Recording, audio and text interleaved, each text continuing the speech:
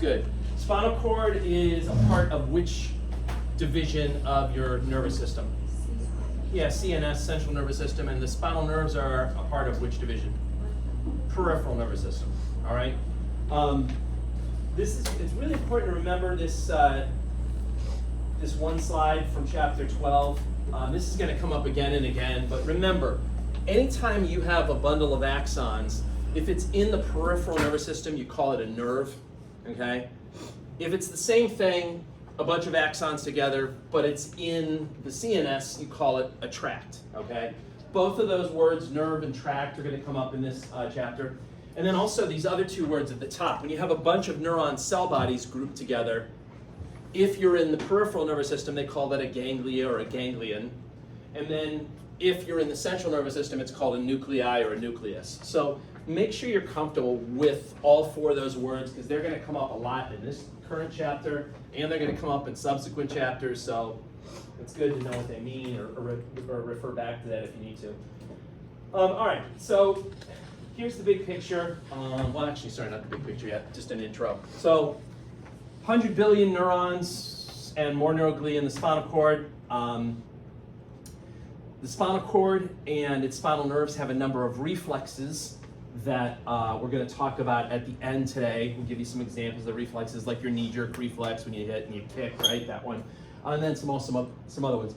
Now, when you look at the spinal cord on a cross-section, the inside part of the spinal cord is going to be gray matter, and the outside part is going to be white matter. So here's the gray matter on the inside, and then the stuff around the outside is the white matter. What do they do? Well, the gray matter is going to be the site of neurons that don't have myelin on them. That's why it appears gray. And most of those neurons are sitting, waiting to get signals from other neurons. And if you remember the last lecture, sometimes the signals are ones that are causing depolarizing gradient potentials, and those are referred to as EPSPs. Sometimes the signals are ones that are causing hyperpolarizing gradient potentials, and those are also referred to as IPSPs. So the neurons that are sitting in the gray matter, they kind of have to do a math problem, and they're going to be getting signals from all these other neurons that are coming down from your brain and whatnot, and they got to add all of the EPSPs and IPSPs together and then decide if they will send a signal, send an action potential or not. The white matter is white. Why is white white? Because it contains myelin. So if you look in the white matter, you're going to find myelinated axons that are either going up the spinal cord towards your brain or coming down from your brain in the spinal cord. But so the ones that are going up are carrying sensory information. Those are sometimes called ascending tracts or sensory tracts. And then the ones that are going down are carrying motor signals that'll eventually go out to your muscles. And those are called motor tracts, so they're also known as descending tracts. Okay, we'll talk about some of the tracts towards the end today, and I'll tell you what the specific tracts do. That's some stuff you definitely need to memorize. There's a couple of questions on the final exam about tracts, and so we'll go through all that stuff. So this is the big picture. It's not a huge chapter, but it still has some tricky parts to it. First, the anatomy stuff. There's a lot of little details to memorize, you'll see in a second. I'm going to do a lot of drawing on the board here. I won't erase it. I'll keep it up, so if you want to take a picture or whatnot. Then we'll go through the spinal nerves. There's some anatomy there to know. And then we'll get into the spinal cord physiology, and that's when we'll talk about the tracts. We'll name some of the sensory tracts. We'll name some of the motor tracts. And we'll also talk about different reflexes. Okay. In lab today, I have brought out the reflex hammers on the back wall here. You will get a chance to hit each other. I know some of you have been wanting to hit each other since the class began, but you got to make it look legit. Okay, so we got these hammers that you will hit stuff with. Okay. But watch it. I'll be keeping a close eye on you. I don't, nothing weird. I don't want any big, I don't want to put anybody in a coma or anything like that. So I'll show you the legit way to do it. All right. So let's talk about the anatomy. Spinal cord. It basically begins at that big hole in the back of your skull. What's that big hole called in your skull? The foramen magnum. So that's where it begins. If you look at the foramen magnum, the foramen magnum is where the spinal cord connects to the brain. And there's not that much difference under the microscope. If you look at the upper spinal cord and you look at the lower brain, they look very similar. It's just sort of that hole is the boundary. If you're above the foramen magnum, you're in the brain. You're in the lowest part of the brain. It's called the brainstem. If you're below that foramen magnum, then you're in the cervical spinal cord. Okay? So that's where the spinal cord starts. It then goes all the way down, and it stops, kind of comes to a point called the conus medullaris, and the tip of that point is basically somewhere between the L1 and L2 vertebrae. Okay, so that's the full length of the spinal cord. And we have some pretty good models that look similar to this on the back wall. You get to see them in lab today. Now, if you do a cross-section of the spinal cord, it sort of has an oval shape to it. Again, the gray matter is going to be on the inside. The white matter is going to be around the outside. To protect the spinal cord, you got two things going for it. First of all, you got the bones, right? The vertebrae, they do a really good job at protecting the spinal cord. Remember, every vertebrae has a hole in the middle called the vertebroforamen, and that's where the spinal cord is going to be running through, okay? So that's one thing. And then another layer of protection that you may not know about is something called the meninges. The meninges are different layers of connective tissue that surround not only the spinal cord, but they also surround the brain. So we're going to talk about them again in the next chapter when we do the brain, but first we'll mention them here for the spinal cord. So there's three layers to the meninges. The outermost layer is called the dura mater, the middle layer is called the arachnoid mater, and then the innermost layer, which is actually attached to the spinal cord itself, is called the pia mater. For those that that like root words, mater is, I don't know, I think it's German for mother, I believe. Is it German? I don't know. We'll say it is. Fine, it's German. And then these other things kind of tell you a little, the other words are kind of useful because they tell you a little bit about each layer. Dura means tough. So dura mater is tough mother, or tough mother, feel like you should keep going, right? It's just tough mother. Dura comes from the same word that durable comes from. Something that's durable is like, resilient and strong, et cetera, et cetera. And this is a good name for this layer because it has a lot of collagen fibers in it. It's thick, it's very strong. It really does a good job at helping to protect the spinal cord. The middle layer is called the arachnoid mater. What's arachnophobia? The spider. Fear of spiders, right? So arachnoid means spider, and the reason, so this means spider mother. And it's kind of weird, but the reason why it got that name is because there's a little space underneath the arachnoid mater called the subarachnoid space. And if you look at that space, there are little fibers running through it that kind of look like a spider web, and that's how it got its name. Now that running in between those fibers is a liquid that we've talked about called cerebral spinal fluid. It's a clear liquid. And so this space is actually really important. This space is found around the outside of the spinal cord. It's also found around the outside of the brain, and cerebral spinal fluid is constantly circulating in this space and sort of acts like a shock absorber, like if there were trauma to your spine or to your brain, it's sort of cushioning the effect so that the spinal cord or the brain doesn't just like slam into your bones, okay? There's other functions for the CSF that we'll talk more about later. And then the innermost layer is the pia mater. Anyone know what pia means? Tender? Yeah, tender or delicate is what it means. It's Latin. And it's a very thin layer. It's very delicate. It doesn't give a lot of strength. It doesn't give a lot of protection to the spinal cord, but there are blood vessels in it that are super important for supplying oxygen and glucose and stuff to the spinal cord. So it's important for that reason, just because of the blood vessels that are in there. And again, this layer is going to be pressed right against the spinal cord. Okay.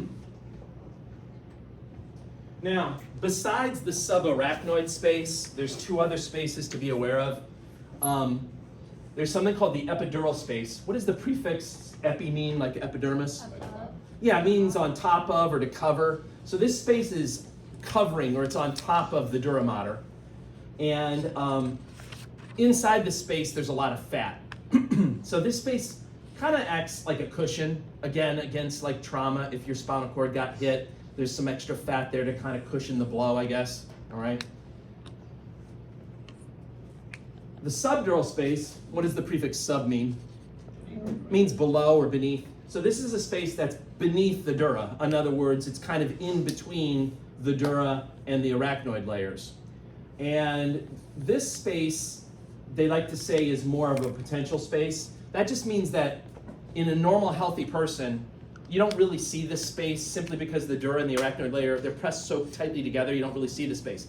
But it has the potential to kind of widen and potentially fill up with fluid during different disease situations.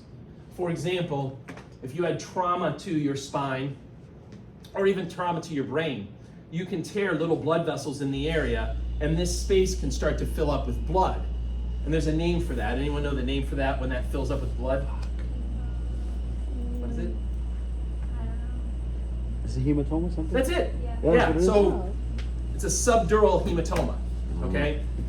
You can have a subdural hematoma around where it surrounds the spinal cord, or even more serious is when you have a subdural hematoma on your brain. And you know, as blood starts to fill up that space in the brain area, the more blood that fills it up, the more it's gonna start compressing the brain. And unfortunately, you know, your skull is held in place, it's not gonna expand, so the only thing that'll happen is your brain will get compressed, and that can be life-threatening.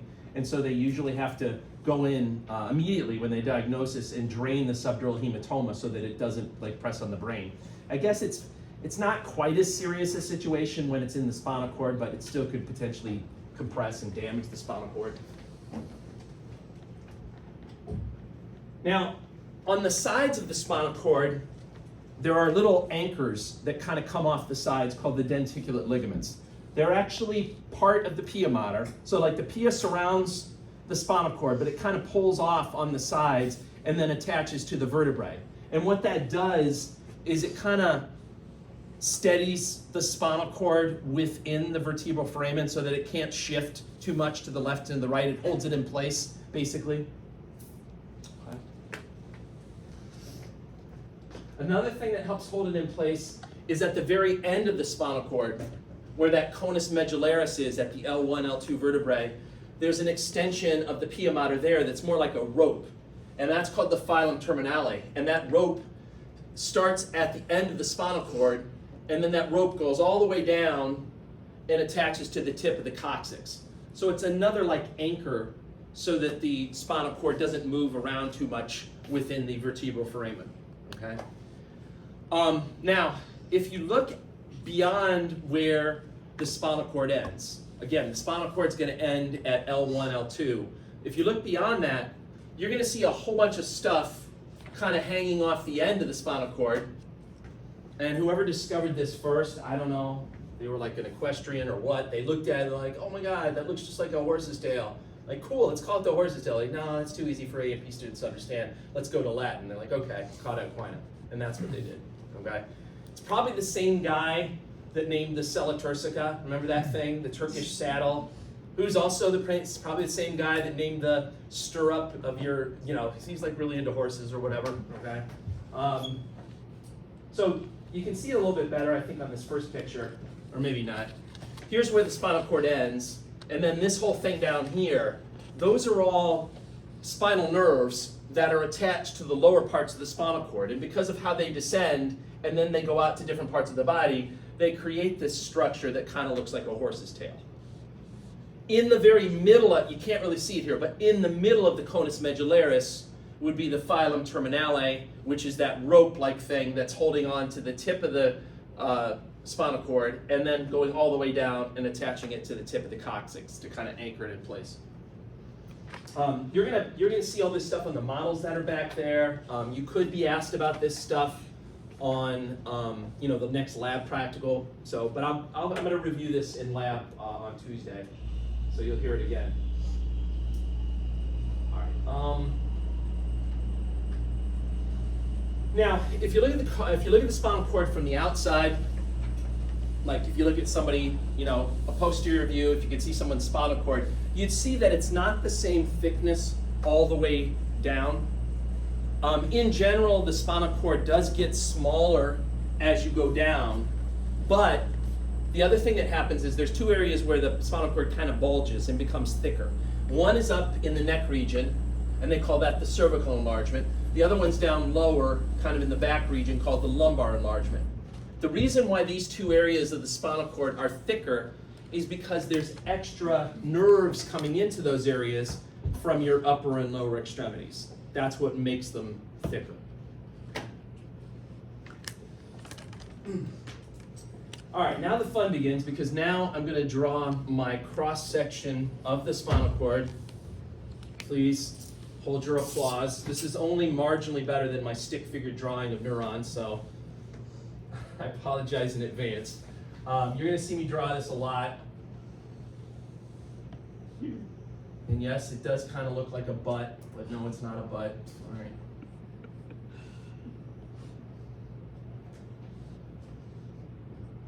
Okay, so this is how I draw my spinal cords. And then, first of all, one of the most important things that you're going to have to do when you look under the microscope or when you're looking at plastic models is you're going to have to tell the anterior from the posterior. So when you look at a cross section of the cord, you got to figure out anterior from posterior. If you don't, if you get it mixed up, then you're going to name a whole bunch of things wrong. Okay? So most of the drawings that are in the PowerPoint and then the drawings that I do, I usually draw it so that anterior is at the bottom and posterior is at the top. That doesn't mean, though, that I couldn't be like a mean guy in the next practical and give you a microscope slide where it's flipped upside down, right? I know. That's not nice, right? But there is a relatively easy way to tell, and that has to do with this groove that I drew here and this groove that I drew back here. The groove that's on the anterior side, and we'll talk about this a few slides from now, this is called the anterior median fissure, and it's usually wider and more obvious than this groove back here, which is called the posterior median sulcus, okay? You know what, I'll label them now. I'm gonna talk about them later, but I'll label them now just so you have the name. So this is called the anterior median fissure. I will leave this up here. I know I'm kind of writing small.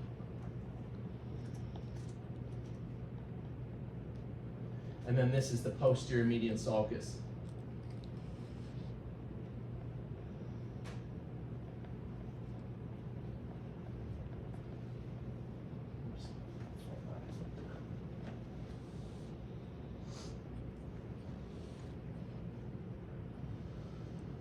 Okay.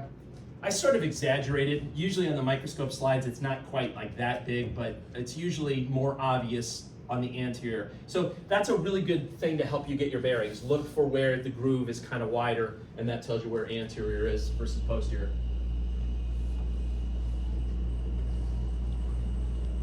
All right, now, sorry, I gotta check this, I apologize. Yeah, firing somebody.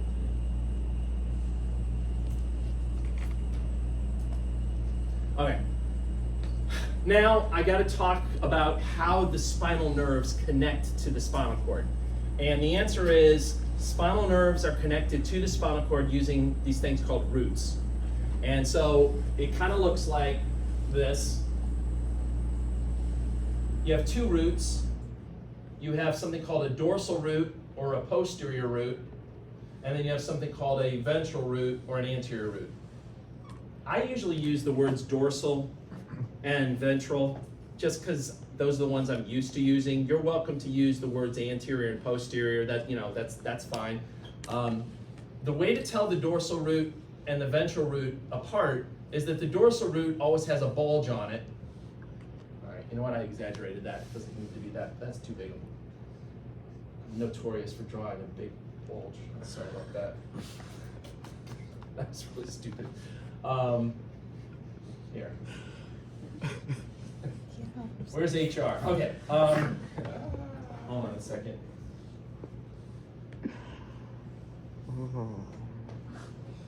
Okay. So, the one that has this kind of bulge on the back, that's the dorsal root.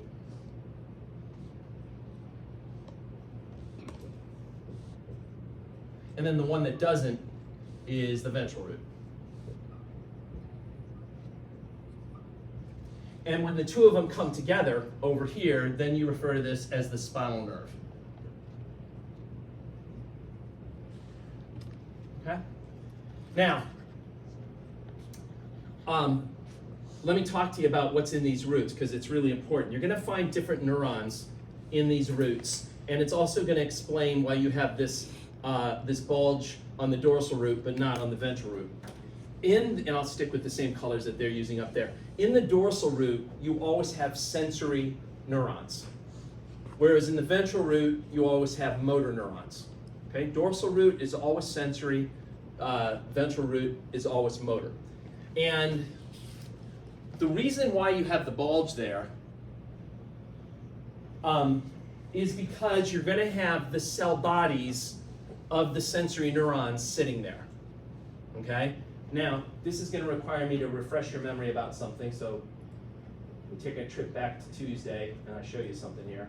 So, if you remember, there were actually three possible shapes for neurons. This is the one I always draw, but sensory neurons are usually unipolar in shape. And the way it works is the cell body part will be sitting in that area there where the bulge is. So it ends up looking like this. You got a unipolar neuron. It's got its, I'm not gonna, well, anyway, it's got its cell body there, and then the dendrite part comes out and goes out to like your skin and out to like maybe a Meissner's corpuscle or something, some kind of sensory receptor.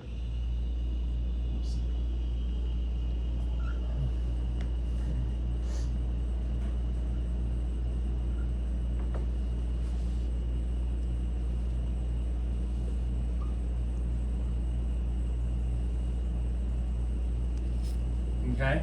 And then the axon end is continuing on into your spinal cord like this.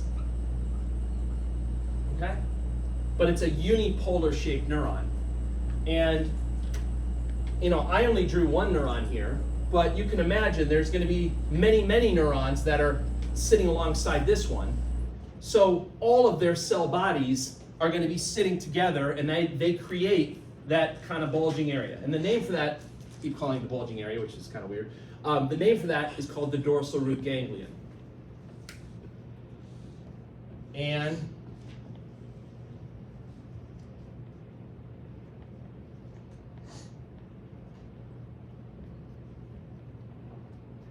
again, if you need to, go back to, oh, sorry, it was actually on this slide.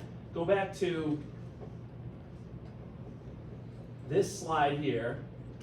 And again, a ganglia or a ganglion is when you have a cluster or a group of neuron cell bodies sitting together in the peripheral nervous system. So the fact that you have the cell bodies of all these incoming sensory neurons sitting there is why they refer to it as the dorsal root ganglion. Okay? For the ventral root is motor. The motor neurons usually just have the regular multipolar shape, and they have their cell bodies, it depends on the type of motor neuron, but somatic motor neurons have their cell bodies usually here. And then they have their axons that go out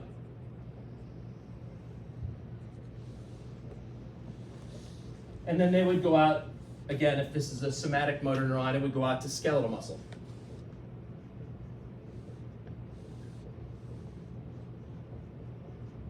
Okay?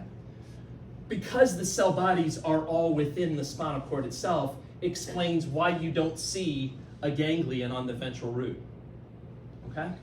So if you're looking at a spinal cord under the microscope or you're looking at a model, first figure out which side is anterior and which is posterior. If I give you a specimen and it actually still has the roots attached, because some of them some of the microscope slides do have the roots attached. Look for where the dorsal root ganglion is, and that'll tell you which side is posterior, and then look for where there's no ganglion, and that will tell you where anterior is. If I give you a specimen and it doesn't include the roots, then just focus on the spinal cord itself and try to look for where the wider fissure is, and that'll tell you anterior versus the narrow fissure is going to be posterior. So there's a couple of little landmarks to kind of help you get your bearings, okay? All right, back to this fun here.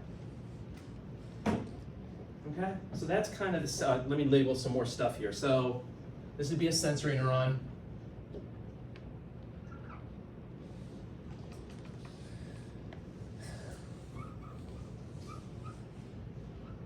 And then this down here would be a somatic motor neuron. Again, it's somatic because it's going to skeletal muscle.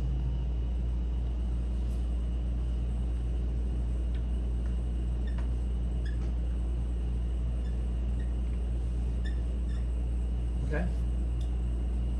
Any questions about this setup so far? This drawing is already busy, but it's going to get a lot busier. You'll see in a second. So hold on to your seats. All right. Now, when you look at the spinal cord, again, the inside is going to be gray matter. The outside is going to be white matter. The gray is gray because there's no myelin there. So what's in the gray matter? Well, the dendrites parts. Dendrites usually don't have myelin on them. Cell body parts could be in there. They don't usually have myelin. Or sometimes there's just some axons that are naturally unmyelinated. They could be in the gray matter, okay? What's going to be in the white matter? Myelin, specifically myelinated axons. And again, some of those myelinated axons are going up towards your brain. And those are going to be what type if they're going up towards your brain? Sensory. Or they're going to be coming down from your brain, in which case they'd be motor, right? Now, just to be a pain in the butt,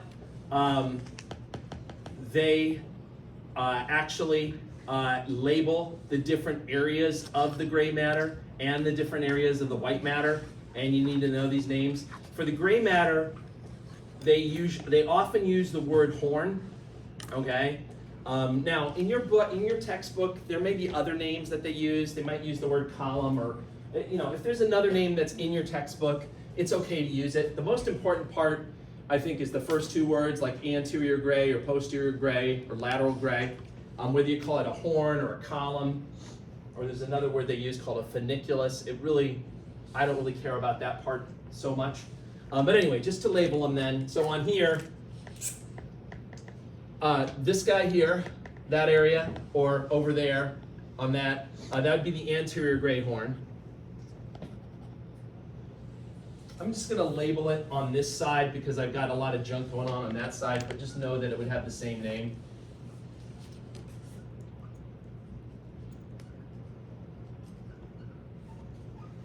And then this thing back here, of course, would be the posterior gray horn.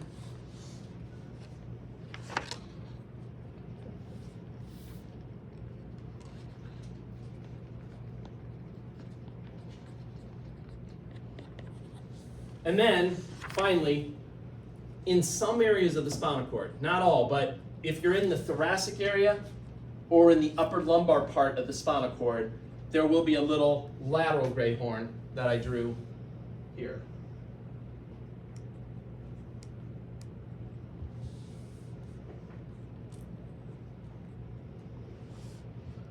So what do you find in each of these horns? Well, let me go through that. So first of all, for the anterior gray horn, as it says up there, the anterior gray horn will always have somatic motor nuclei. Okay, again, if you need to, go back to this dumb slide and refresh your memory on what a nuclei is. A nuclei is a cluster of neuron cell bodies in the central nervous system. So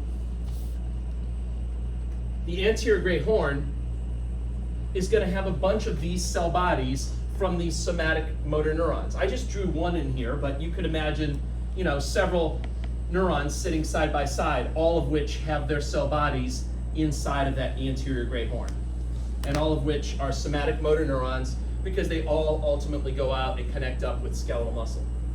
Okay. What do you find in the posterior great horn? Well, you could find the ends of incoming sensory neurons. So you can see there's the end of the incoming sensory neuron. But you might also find the cell bodies of some interneurons, which I haven't drawn up there yet. So let me draw an interneuron. I'm going to use purple here. So maybe you have an interneuron that's sitting here. All right, it served me well during the first class, and now it's conking out. Hold on. We got to back up, maybe. I don't know. Thought I had a backup. Oh, well, I'll use pink, I guess. Hopefully this doesn't look too much like the red. So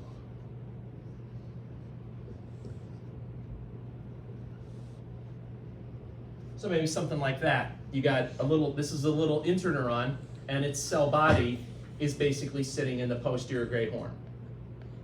Okay? And then lastly, what do you find in the lateral great horn? Well, again, first of all, remember, if you're looking at a spinal cord section from, say, the cervical area or the lower lumbar area, you're not going to see this little bulge. You're not going to see the lateral great horn. It's only going to be in the thoracic and the upper lumbar areas. And what it represents is the cell bodies of autonomic motor neurons. So sitting here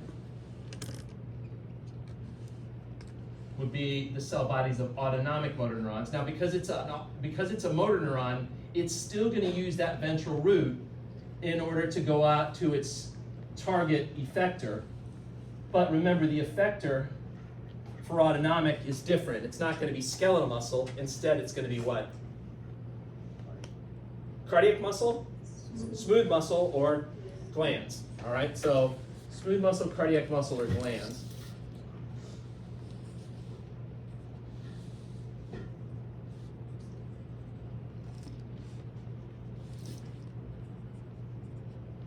Okay.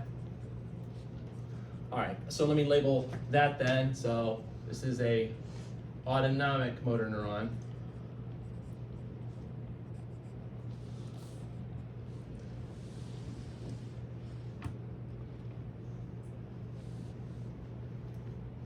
And you know what, let me label the other guy. This was a interneuron.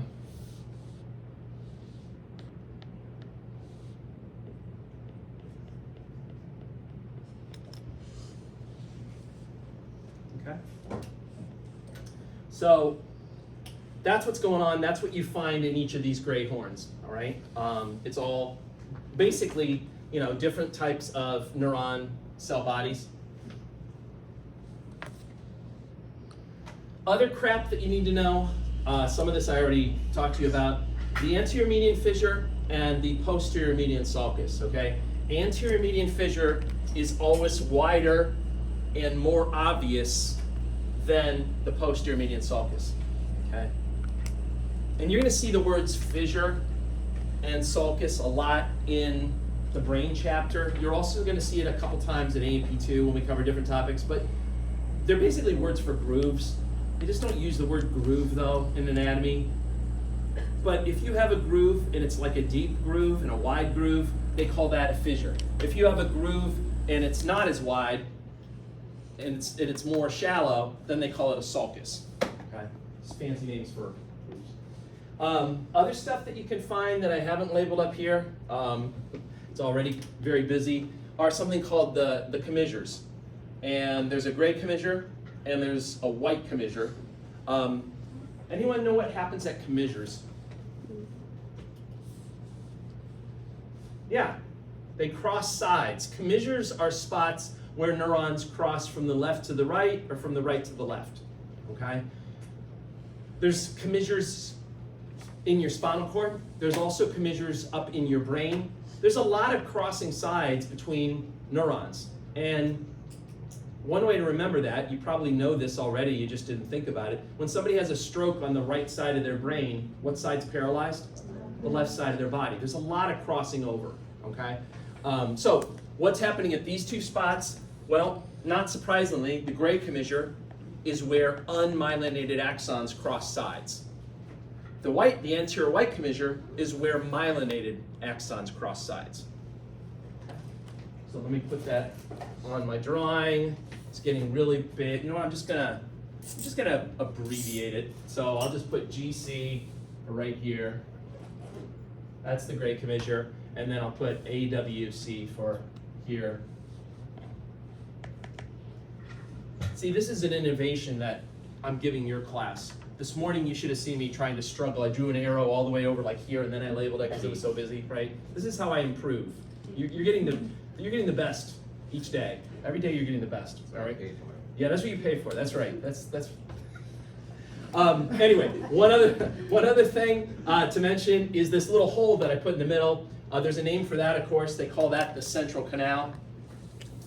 The central canal has a little bit of cerebral spinal fluid in it. Okay, most of the CSF is outside of the spinal cord in the subarachnoid space, but there is a little bit of it that circulates through that central canal. Okay, Alex. So the gray commissure is underneath the central? Correct. The gray commissure is just below, yeah. Or I guess a better word would be it's anterior to the central canal. Yep. All right. All right, that's the end of the spinal cord anatomy part of this. Any questions about spinal cord anatomy? There's a lot of little details, and the good news is that this stuff I will repeat during lab on Tuesday. I will go through all this stuff with the models. You'll get to see it again, but it's a lot to kind of cram into your brain. All right, now we got to talk about spinal nerves. Again, one of the most important things to remember from the name, when you hear the name nerve, you should think peripheral nervous system, okay? If you hear the word tract, then you think central nervous system. But if you hear nerve, think peripheral. Again, I can't say it enough, my favorite slide. Go back to this if you need to. A nerve specifically refers to a bundle of axons that are in the peripheral nervous system. So the name spinal nerves tells you that they're a part of the peripheral nervous system. Students usually don't get confused by that, but what they do get confused by are the cranial nerves. If one of the questions I always ask students is cranial nerves, central or peripheral nervous system. A lot of students will say central nervous system because they hear the word cranial and I think they think brain or they think something, but you should focus on the nerve part of it. The cranial nerves are part of your peripheral nervous system because you should know what the definition of a nerve is. Okay. All right, back to this. So let's talk about the spinal nerves. They're part of the peripheral nervous system, and they are organized and held together very similarly to something you've already seen in a previous lecture. Does this look at all similar to anything you've previously seen? Muscle, okay? They basically stole the same organization and the same names from the muscle people, but then they just tweaked it. Instead of saying mysium, they put in the words neurium, right? But the organization is like virtually identical. So here's an entire spinal nerve. If you look at an individual axon, there's going to be a connective tissue layer that surrounds it called the endoneurium, not the endomysium, right? If you put a bunch of axons together, here they didn't even bother changing the name. They still call that a fascicle, okay? So you got a bunch of axons together, it's a fascicle. Holding the fascicle together is the perineurium. And then if you put all the fascicles together, you get the entire spinal nerve, and that's covered by the epineurium, okay? So just, identical names, identical kind of setup to what you had with like muscles.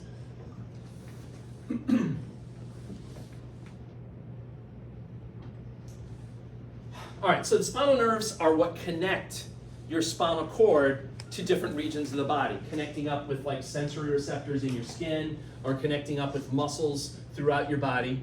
And there are 31 pairs of spinal nerves, and they break down like this. So there's 8 cervical, 12 thoracic, 5 lumbar, 5 sacral, and then 1 coccygeal. So if you add those numbers together, it equals 31. Okay. Now, in terms of how the spinal nerves exit from the spinal cord, they all exit by using those holes that you saw on the sides of the vertebrae called the intervertebral foramen, right? When you start stacking, why did I put that away? When you start stacking vertebrae together, they create holes on the sides that are called intervertebral foramen. And so, like this is from the cervical, this is from your neck, right? You can see, here's all the spinal nerves coming out, and they're all coming out through the intervertebral foramen. What does that prefix inter mean? It means between. So these are the foramen that are between vertebrae. Now obviously, now that you know what that word means, if I tell you that C1, the first spinal nerve comes out between actually the first cervical vertebrae and between the occipital bone, by definition, it's not an intervertebral foramen because it's not between vertebrae, right? So that's the only exception to the rule. C1, because it's coming out above the C1 vertebrae, is actually not coming out through an intervertebral foramen. It's just coming out through the space between the occipital bone and the atlas, right?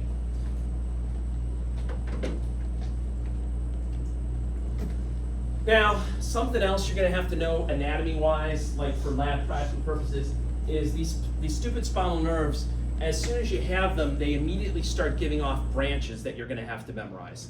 So what I'm going to do is this is getting very busy, I'm going to draw a portion of this over here so that I can show you those branches.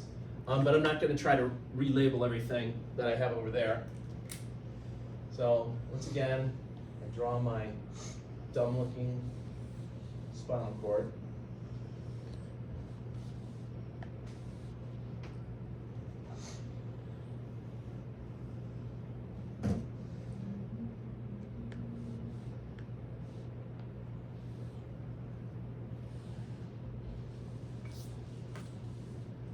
Okay, so as soon as the dorsal root and the ventral root come together, then you could point out and say, hey, there's the spinal nerve. So spinal nerves are what are called mixed nerves. That just means, anyone know what it means? What does it mean if you're a mixed nerve? Is that like mixed nuts, like it's got some pistachios? What does that mean, mixed nerves? Another combination of like sensory, skeletal. Yeah, so I think you're on the right track. It has a combination of sensory and motor in it. That's what it means by mixed nerve. So obviously the dorsal is bringing in the sensory, the ventral is bringing in the motor, and as soon as they come together, you got the spinal nerve. So spinal nerves are mixed. They have a combination of sensory and motor. There are other nerves in the body that aren't mixed, that might only have sensory, or that might only have motor, but spinal nerves are mixed nerves. Anyway, as soon as you got this spinal nerve, it immediately starts giving off branches that you got to memorize. There's one branch that goes like this. I'll just draw these things up here first, and then I'll tell you what they're called.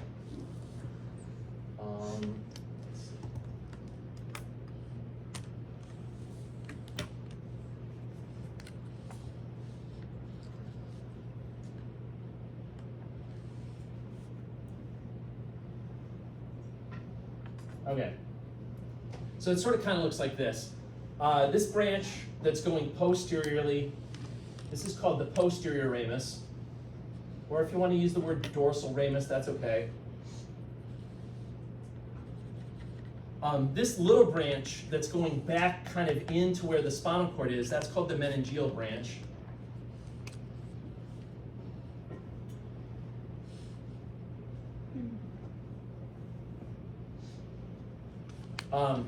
This weird looking structure here with these kind of two branches coming off and then connecting, this is called the rami communicantes. It's not something you order at like a Mexican restaurant. Communicantes, something like that. And then this big one, the one that's continuing on, this is called the anterior ramus.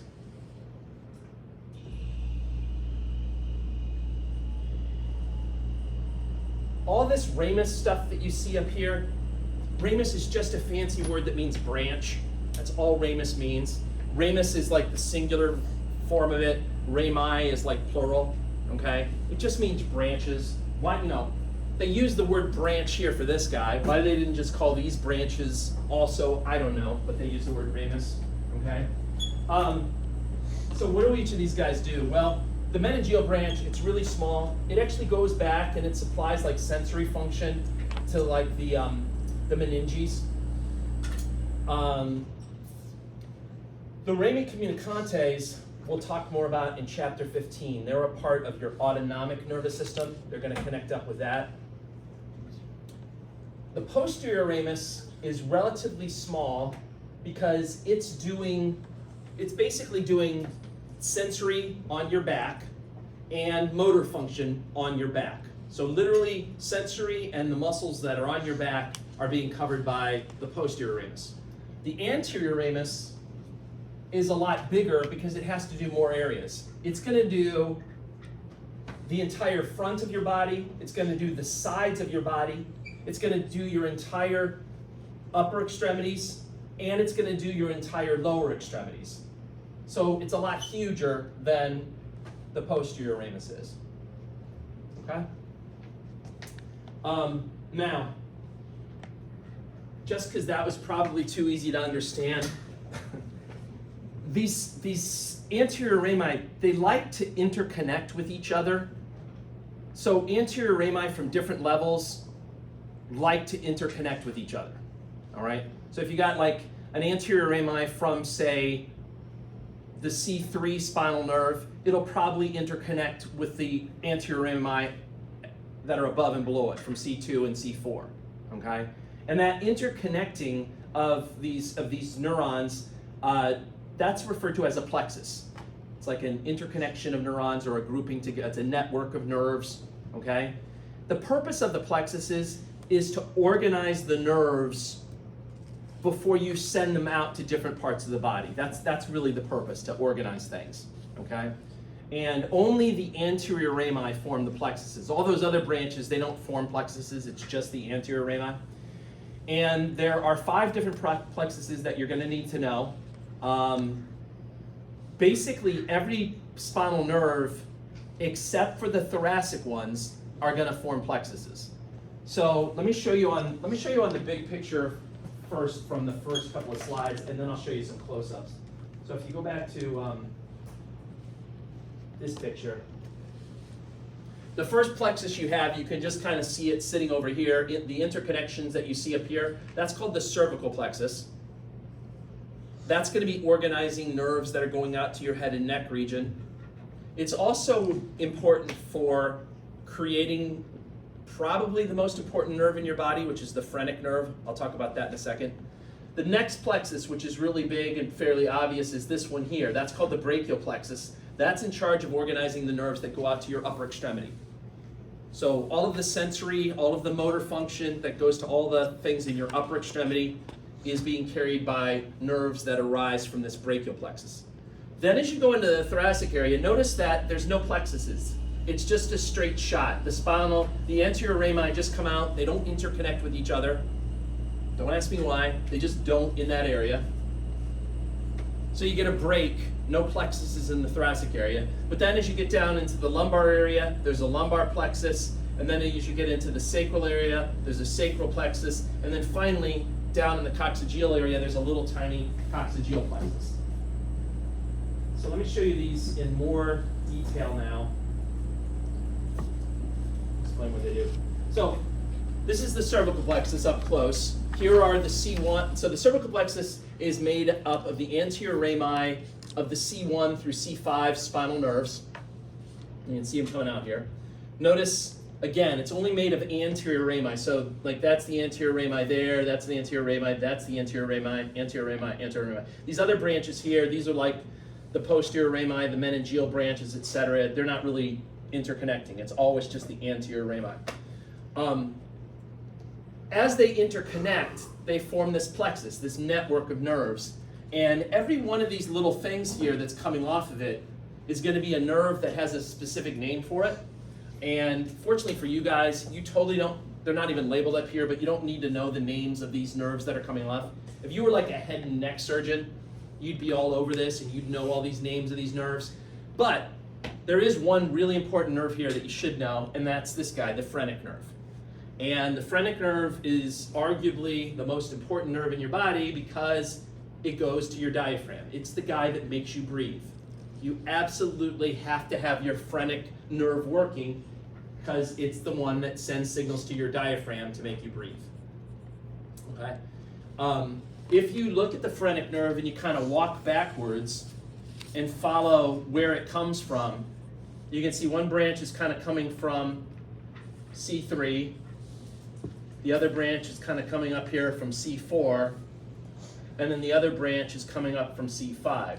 So a question that they ask, I don't know if they asked it on the TEAS exam, but like they've asked it like on, the board's exams and things. They always ask you like what spinal nerves give rise to the phrenic nerve.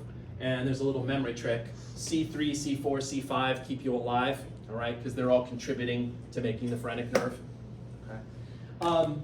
This is pretty clinically important for, yes, it's fun stuff for me because I can torture you with it on an exam, but it's also stuff that you may want to remember like in the real world later on, because when you have a person that has a spinal cord injury, this is going to be a big player in determining whether the person can breathe on their own or not. Okay? If you've got a person that has a spinal cord injury below C5, C6 downward, depending on where it is exactly, they may not be able to move their arms or their legs, but they should be able to breathe on their own. Versus if you have a high spinal cord injury up in this region or higher, you're going to be on a mechanical ventilator because you're not going to be able to breathe on your own. Okay? So it does have, these things really do connect to the real world. It's not just fun, torture questions for me. They do play a role in the real world. The next plexus is kind of a famous plexus. I don't know why it's so famous, probably because, I have no idea why it's so famous, but somebody along the way decided to name every little branch and twist and turn of this plexus. And you can see it's pretty complicated. They have it color-coded to help you out, but it starts off with roots, but then they give way to trunks, which then give way to an anterior division and a posterior division, which then gives way to cords, and then gives way to branches. You totally don't need to know all that stuff. I think you should know, first of all, know that the brachial plexus is what gives nerves to your upper extremity. It's responsible for the sensations that you feel in your upper extremity. It's responsible for the motor function that you have in your upper extremity. Know that. You should know that it's coming from the C5 through C8 and T1 spinal nerves, so you should know that. But I don't really care if you know about the roots, the trunks, the divisions, the cords, and that thing. Also, I'm not going to hold you responsible for what each of these nerves does, but these are some of the specific nerve names that come off the final branches. I think you should be aware of those names. You don't necessarily need to know where they go in your arm, but you need to be aware of the names, okay? And know that they're branches that come off the brachial plexus. Okay. All right, then you get a break. There's nothing in the thoracic area, but then when you get in the lumbar area, you got another plexus there. The lumbar plexus is going to be made up of the anterior rami of the L1 through L4 spinal nerves, okay? Some of, that's going to supply sensory and motor to the anterior and lateral abdominal wall, the external genitals, parts of the lower limbs. The most famous nerve from the lumbar plexus is the femoral nerve. That's the biggest one. That's the one that connects up with your quadricep muscle. Okay. Next, you have the sacral plexus. The sacral plexus comes from the anterior rami of L4 through L5, and then S1 through S4. It supplies sensory and motor to the buttock region, the perineum, which is the area around where your external genitals and the opening of the anus is, and then part of the lower limbs. Its claim to fame is it does give rise to the largest nerve in the body, which is your sciatic nerve.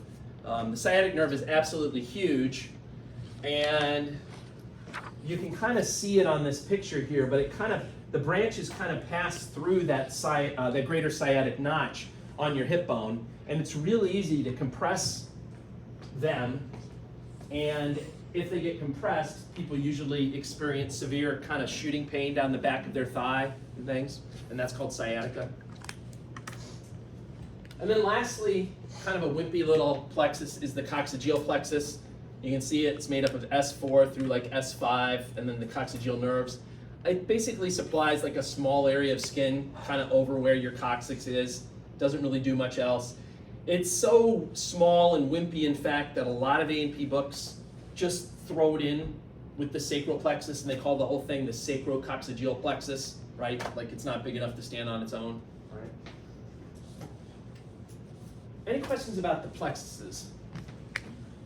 I'm pretty good with the plexuses. All right, next we got the topic of dermatomes. Dermatomes are areas on the skin that get their sensation from a particular spinal nerve. And you can create a map of the body, a dermatome map of the body, that shows you exactly what area of the skin is getting sensation from what particular spinal nerve. And you know, for like a neurologist or someone that's trying to like, you know, somebody comes in and they're like, oh, I have numbness in my right knee. Well, maybe you've somehow involved the L3 spinal nerve on the right side, right? And that's the cause of it, okay? So like a neurologist, or you know, a neurologist could make good use of this map. You totally don't need to memorize this map, okay? I'm not gonna be like, where's this from? And you'll have to tell me. You don't need to know that. I do think you should know a couple of things. First of all, know that every spinal nerve, except for C1, has a dermatome someplace up here. And then the second thing you should know is that your cranial nerves, which you're gonna learn about in the brain chapter, anyone know how many cranial nerves there are? I know we haven't done it yet.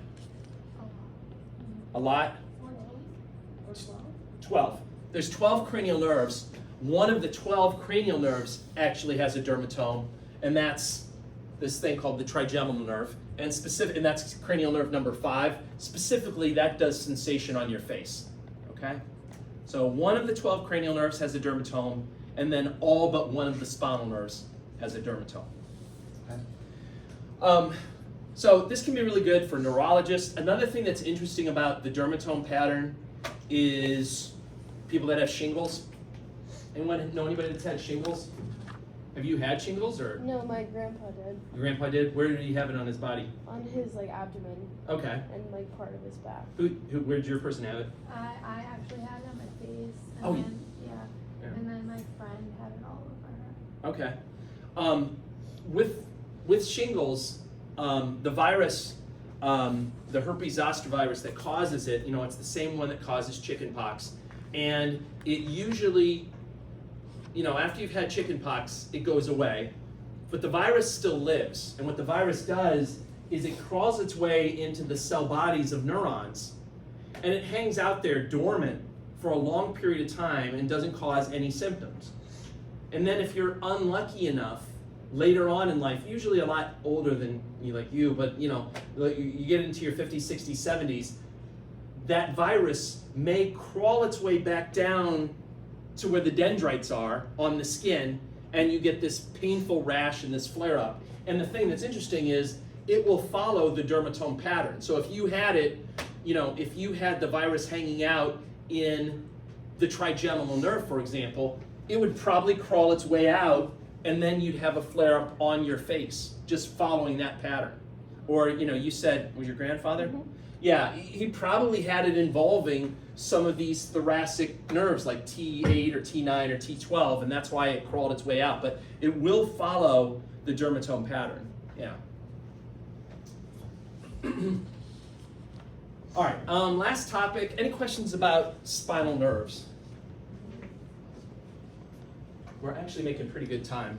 I'm so much more polished when I teach you guys. I don't go off. I keep it on track. My jokes are tighter. Everything's like much better. I'm just Appreciate it. Yeah, you're welcome. I just, you know, it's my pleasure, really.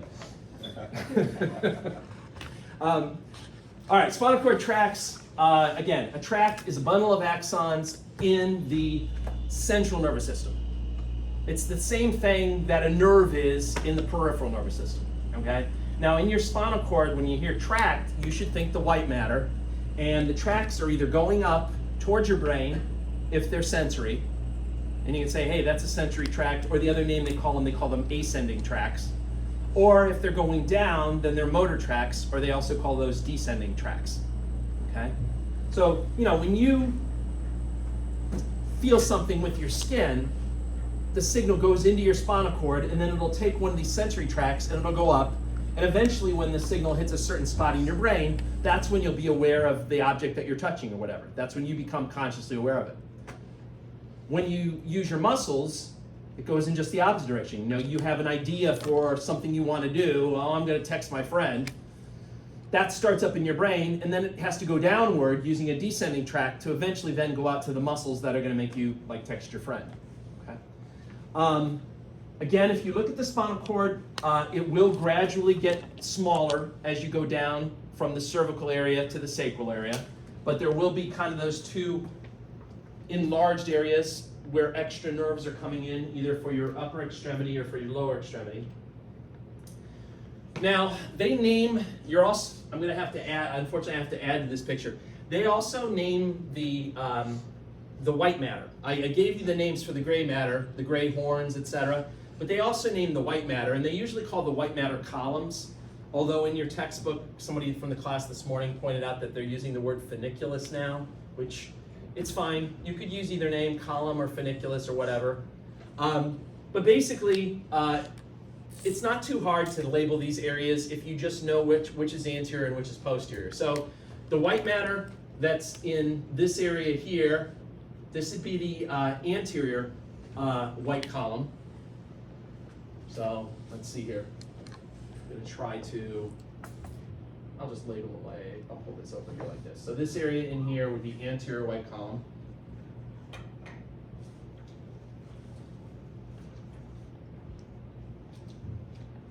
Okay. This area back here would be posterior white column.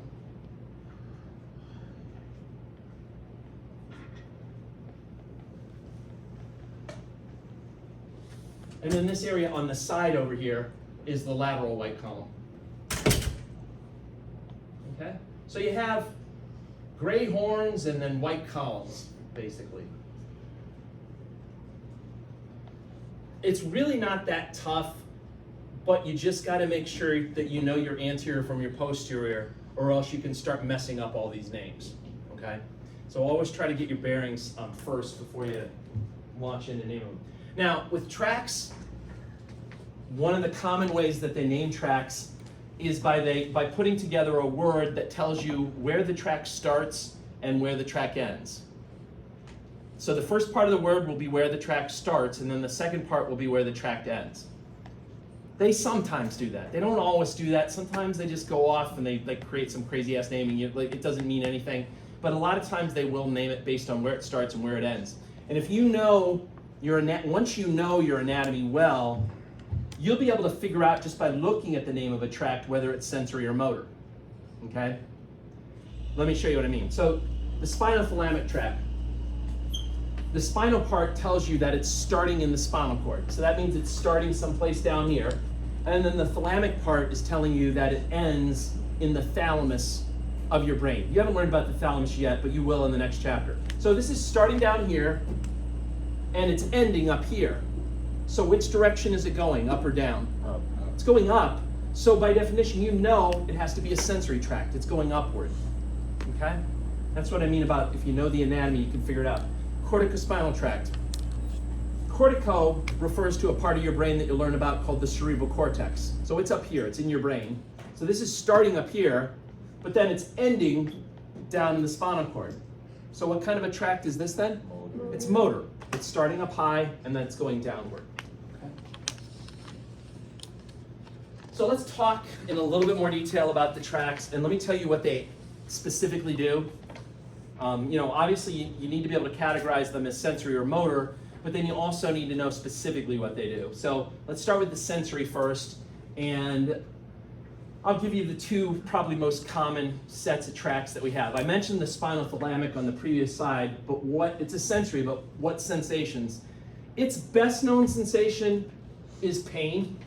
So it's your main pain sensory tract, but it also does temperature, so warmth and coolness sensations. It also does sensations of itching, tickle sensations, deep pressure, crude touch. Crude touch means like feeling feeling an object but not being able to identify it, just knowing like, you know, something's there but you're not specifically aware of anything other than that. So that's all those sensations are carried by the spinothalamic tract, but it's most famous for the pain part, okay? The other name that you'll see later on, if you just want to write this, they also refer to the spinothalamic tract as the anterolateral tract. And that's based on kind of where its location is, sort of anterior and lateral, but you can put that in the back of that'll come up later. We do cover these tracts again a lot in chapter 16. Chapter 16 is kind of like a catch-all chapter that picks up little pieces of other chapters and expands on them, so it does come up then. In the very back, where the posterior white column are, there are 2 tracts back there that you should know. Unfortunately, this is an example of where they just threw the naming ideas out the window. And so here they use something called, there's a tract called the gracile fasciculus and the cuneate fasciculus. These are sensory tracts.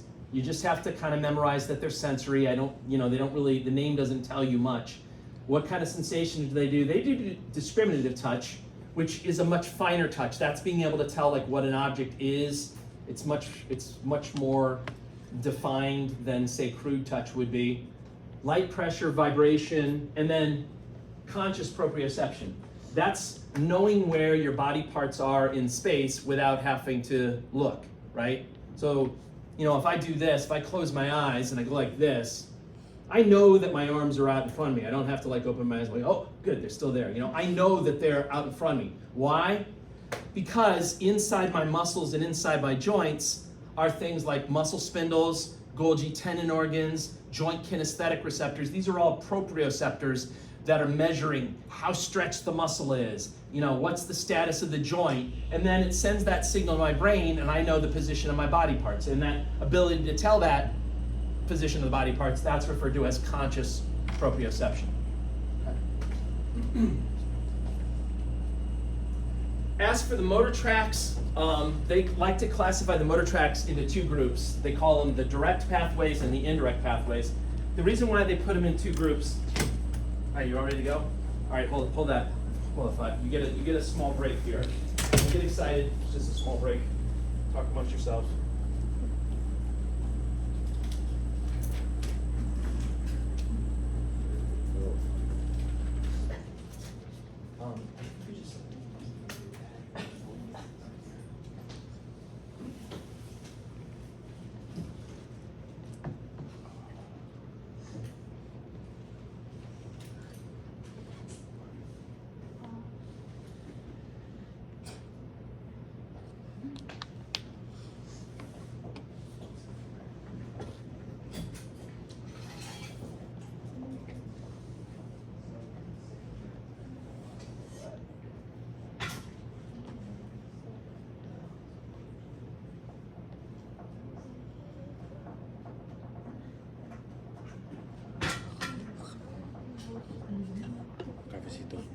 We're getting out early today.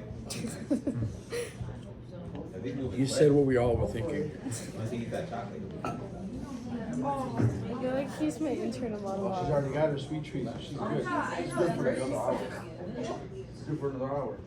Yeah. You're the diabetic.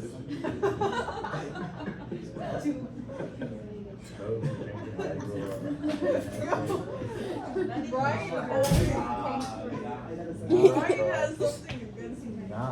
You're always getting called out. I just realized. I be looking and then I just see she got a bird over here. That, I be hearing her ruffling. I be thinking it's you. Nah, bro, it's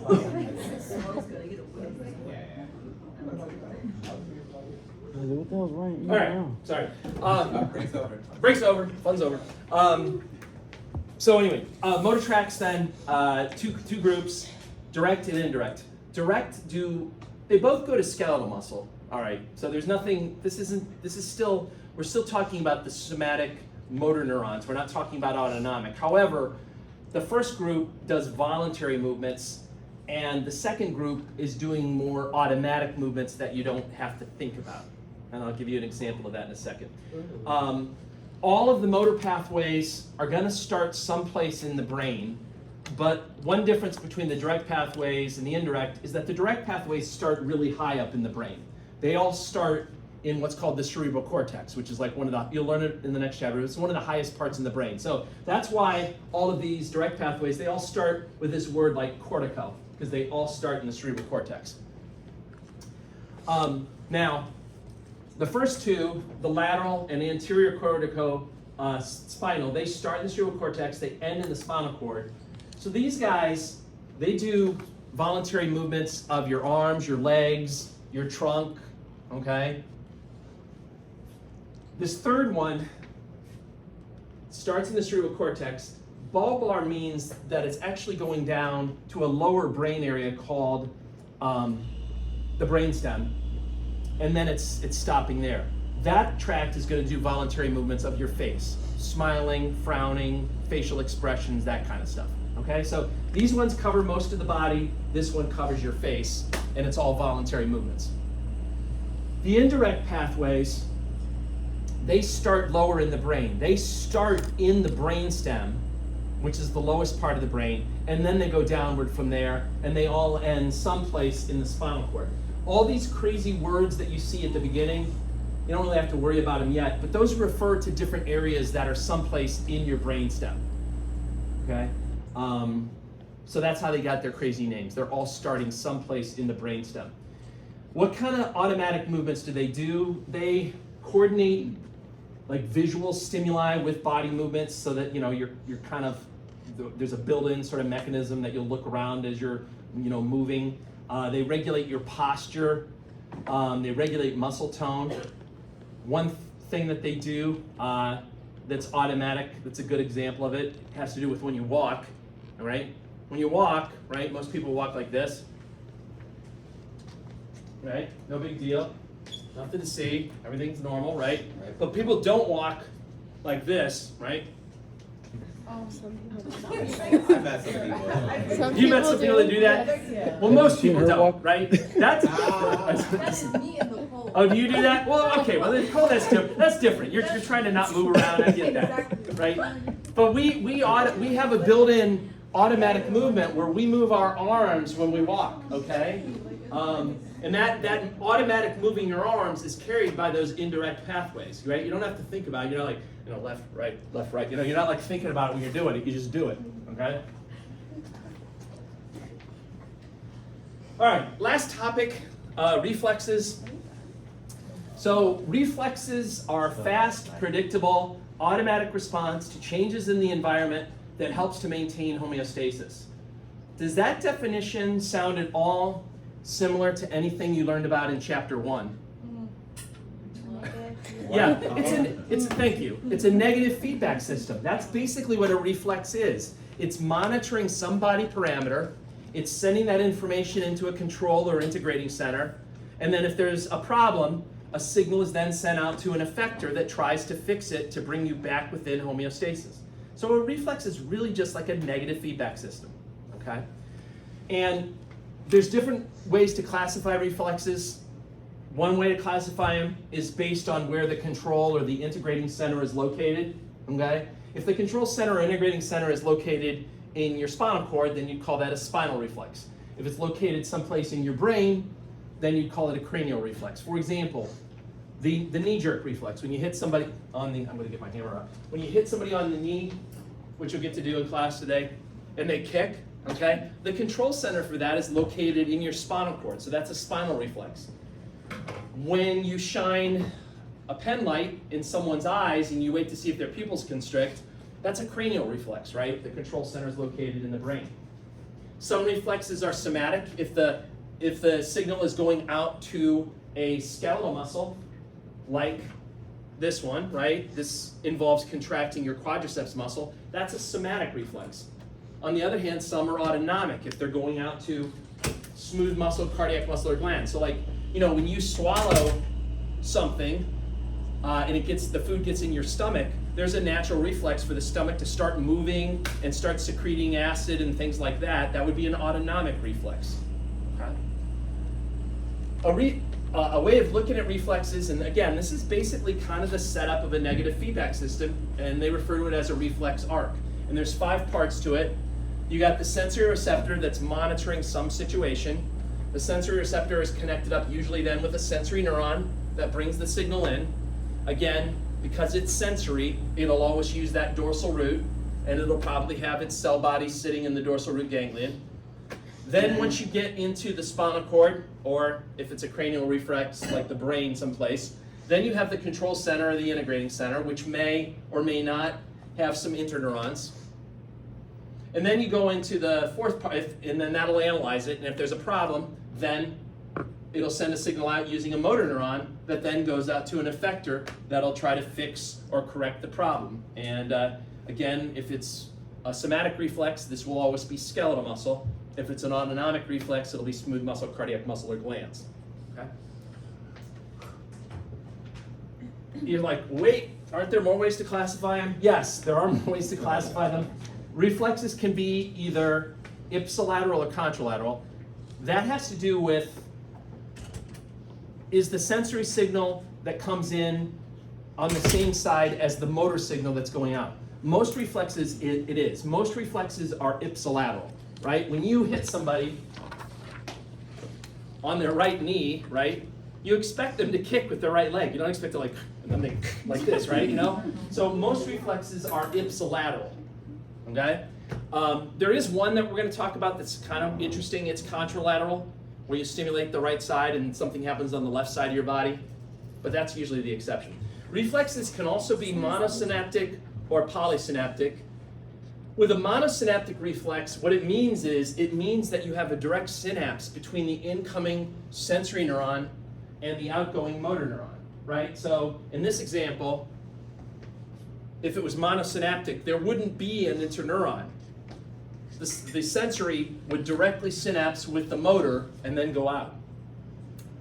So because there's just one synapse between the sensory and the motor, that's why they call it monosynaptic.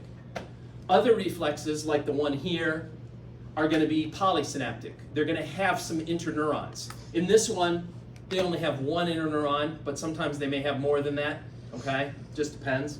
Which do you think are faster, monosynaptic or polysynaptic? Monosynaptic, okay? Every time you have to jump a synapse by releasing neurotransmitter, you gotta wait, so it slows things down. So the fewer synapses, the faster it's gonna be. All right, let me go through some specific reflexes then. 4 of them that we'll talk about. Stretch reflex, tendon reflex, the withdrawal reflex, and then the crossed extensor reflex. The first 3 are ipsilateral reflexes. The 4th one is a contralateral reflex. The first reflex, stretch, is a monosynaptic, so it's very quick. The other ones are all polysynaptic. I mean, they're still fast too. They're just, if you were to have like a precise clock and time it, they would be slower than the stretch reflex. All 4 of them exhibit reciprocal innervation. That just means that for a reflex to work, you have to take into account all the muscles that are crossing that joint. As you learned in the muscle chapter, there's never just one muscle crossing a joint. There's many muscles from different sides, different angles. And when you want that prime mover, that agonist, to be able to work for a reflex, you gotta make sure that the antagonists are on board with it, that they're not trying to work against it. And that's what they mean by reciprocal innervation. So while you might tell, like, say your quad to contract, at the same time, you got to tell your hamstring to relax, okay? So first one is the stretch reflex. That's the one that I've been talking about. That's the one that does the knee jerk or the patellar reflex. The purpose of the stretch, or why it's called the stretch reflex, is because it's triggered when a muscle is stretched too far, okay? Muscles have their optimal starting length that they like to be at in order to give you a good contraction. You may remember from the muscle chapter something called the length-tension relationship. They like to have a little bit of overlap when they're starting between the thick and the thin filaments. If you stretch them too much at your starting point, there's no overlap, and then that doesn't lead to a good contraction. So muscles kind of have a set point that they like to be at. And that's the job of the stretch reflex, is if a muscle gets pulled too far, you then send a signal to that same muscle to make it contract and shorten so that it's back to the length that you want it to be at. Okay? How does it work?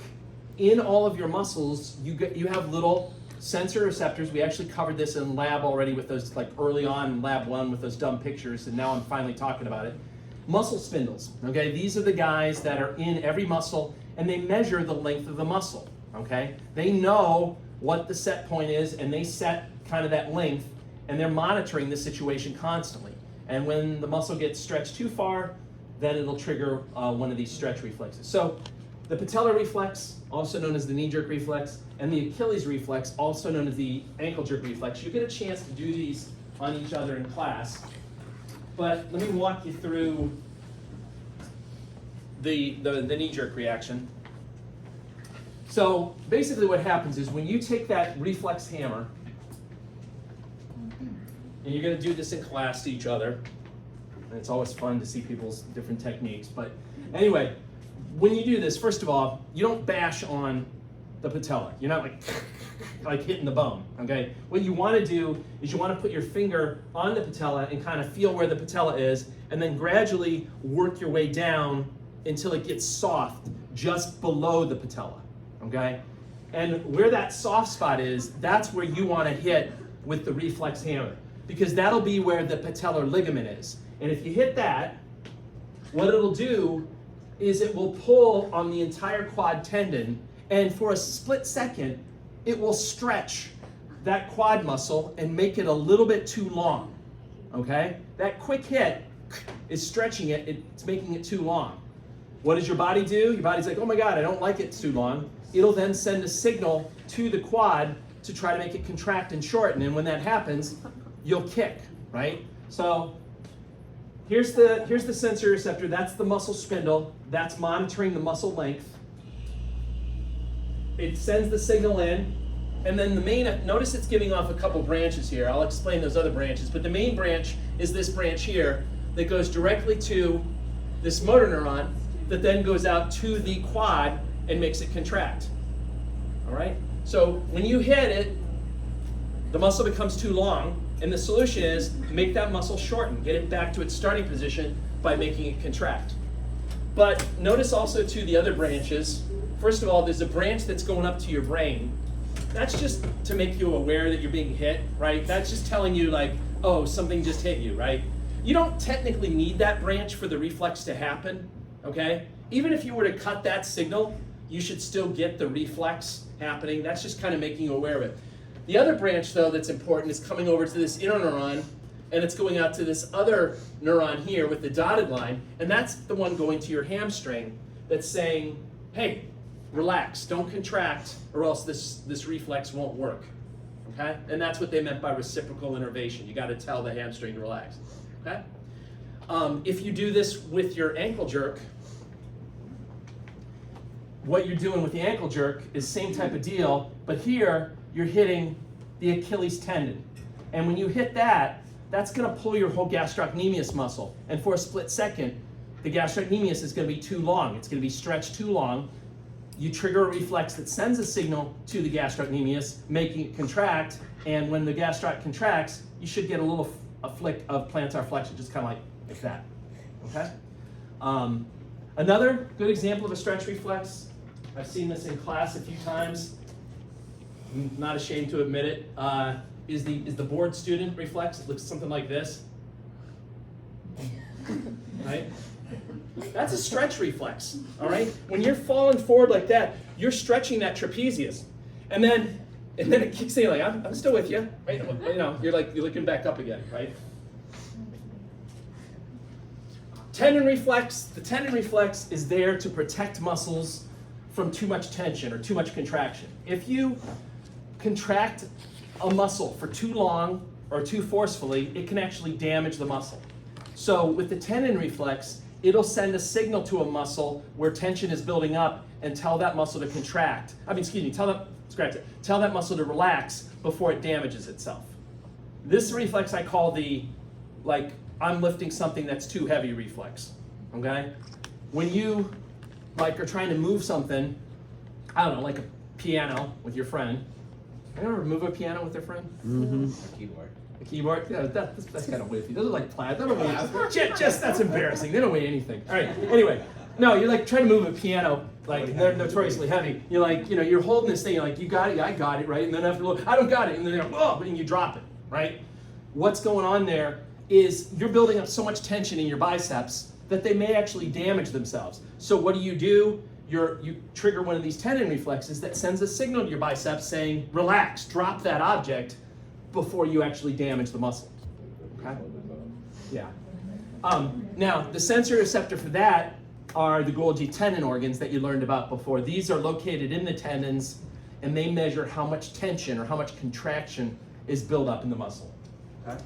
So, in the example over here, they're using, once again, your leg. I really wish they would have used like the biceps, but you know, pretend you went to like the gym and you're trying to do knee extensions, and maybe you put too much weight that you could handle. You couldn't lift it with your leg. So what would happen is you were at risk for kind of damaging your quad. There's so much contraction going on in your quad. The Golgi tendon organ that's inside the quad tendon detects the tension. It sends a signal in, and then the main thing is this dotted line that comes out right back to the quad and says, stop contracting, relax, you're gonna hurt yourself. Now, to make this even more effective though, notice what else is happening. When this sensory signal comes in, there's also a branch that's going off here to the hamstrings. And that's gonna tell them to contract, right? If you really wanna drop a weight quickly that you're trying to do, why not have your hamstrings contract too, and that'll really make you drop it. Or, you know, if you were lifting that heavy object with your biceps, yes, tell the biceps to relax, but also send a signal to the triceps to contract, and then you'll really drop the object quickly, right? That's another example of reciprocal innervation, right? All right, last two. The flexor withdrawal reflex. This is a pain reflex that causes you to pull back either your leg or your arm when you're touching something painful. You know, pull back from it. So, you know, it's involving either your bicep or it's involving your hamstrings. And the goal is to just pull away from a painful stimuli. So you're like walking along, you step on a tack or something painful. It then sends a signal, sensory signal in. Ultimately, it may give off branches that can go up to other levels. You'll see this a lot with reflexes where they'll give off branches to try to involve more spinal cord levels so that they can then send more motor signals out. It'll just give it a stronger response. They call those intersegmental reflexes when they get more segments than just one level involved. It just leads to, like I said, a stronger response. Anyway, these guys all send their signal out to the hamstring, and then I'll make you pull back when you're touching that painful thing with your foot. Okay? The crossed extensor reflex goes hand in hand with the withdrawal reflex to help you maintain your balance when you're trying to pull back. All right, so it's a contralateral reflex. And on this diagram, on the left side, you've got the flexor reflex, the withdrawal reflex. On the right side, you've got the crossed extensor reflex. So if you step on something painful with your right foot, you're going to want to pull back on that side. But so you don't fall on your ass, right? You're going to want to send a signal to your left leg to tell it to extend to hold your body weight so you don't fall over. And that's exactly what's going on here. Okay? Any questions about any of the stuff we covered? We're in pretty good shape. So go ahead, take a break, come back. When you come back, you can start looking at all the models that are back there, and also look at like microscope slides of the spinal cord. There's some slides of the brain. You don't have to look at the brain slides yet, but try to look at the ones of the spinal cord.